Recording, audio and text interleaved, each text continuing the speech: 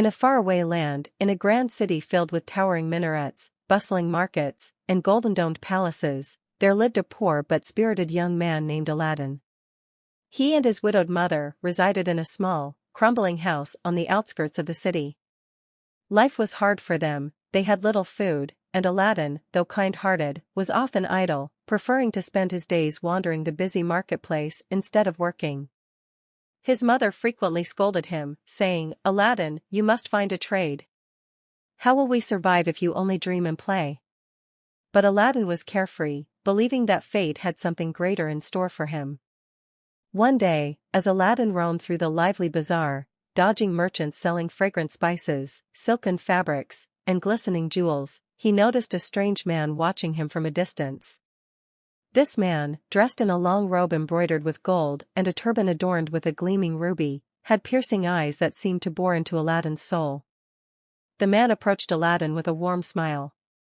"My boy," he said in a deep, soothing voice, "are you not the son of Mustafa, the tailor?" Aladdin blinked in surprise. "Yes, but my father died many years ago." The man sighed dramatically. "Ah, what sorrow! I am your uncle, my dear nephew. I have traveled from faraway lands to meet my late brother's son." Aladdin was astonished. He had never heard of an uncle, but the man's voice was filled with emotion, and his fine clothes suggested wealth. Perhaps this was a fortunate turn of fate. The supposed uncle patted Aladdin's shoulder.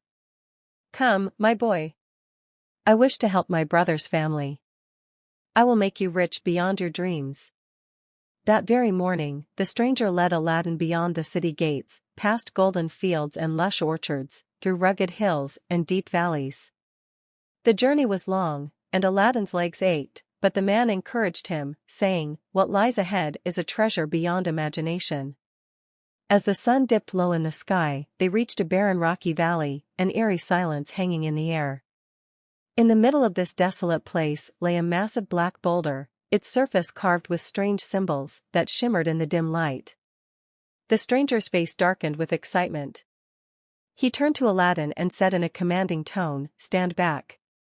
Then, he lifted his arms and began chanting in a language Aladdin had never heard before. The ground trembled beneath them. A gust of wind howled through the valley, and suddenly, with a loud crack, the boulder split apart, revealing a dark opening beneath it, a staircase leading deep underground. Aladdin gasped in awe, but the stranger merely smiled and said, "You must go down, my boy. Do not be afraid." Aladdin hesitated at the mouth of the cave. The darkness inside seemed endless. "Why can't you go down yourself, uncle?" he asked suspiciously. The man's expression remained calm, but his eyes gleamed with urgency. "Only one as young and pure as you can enter safely.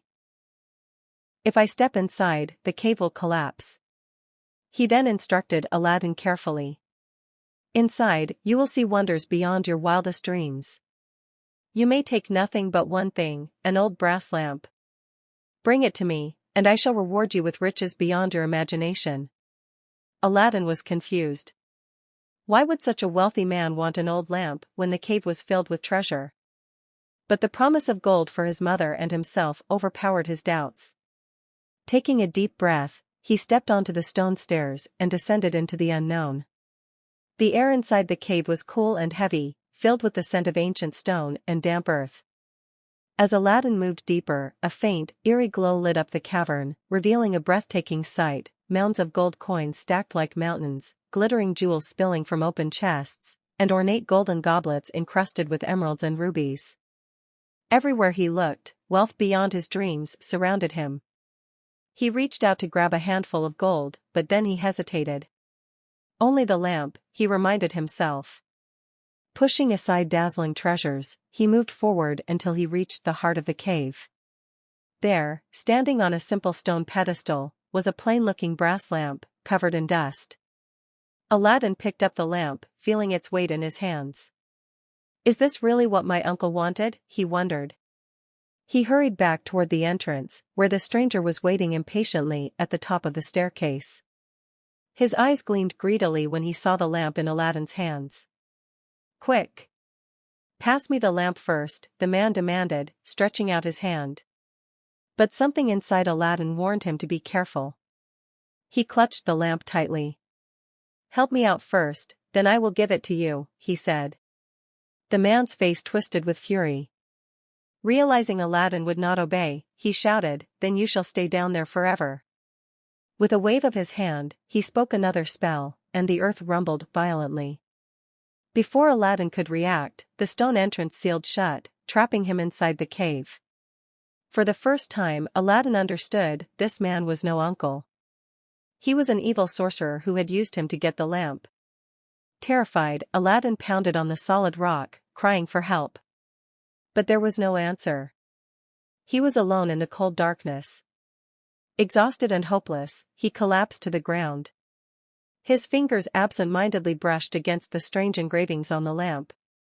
Out of frustration, he rubbed the dusty surface. Suddenly, the cave filled with a blinding golden light. A thick cloud of smoke burst forth, swirling around him. Then, with a thunderous voice, a gigantic figure emerged, a towering genie with glowing eyes and a deep, booming voice. "Who has awakened me?" the genie roared. Aladdin, too stunned to move, stammered, "I did." The genie's expression softened. "I am the genie of the lamp. I shall grant you any wish, master." "What is your desire?"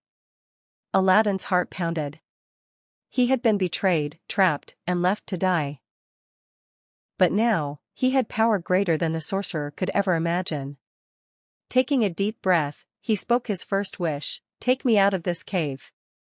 The genie clapped his massive hands, and in an instant, Aladdin was lifted into the air.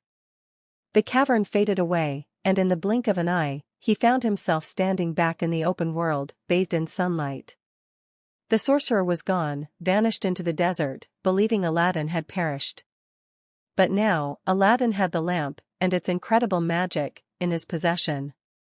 With the lamp in his hands, and the genie at his command, Aladdin's life was about to change forever. His adventure had only just begun.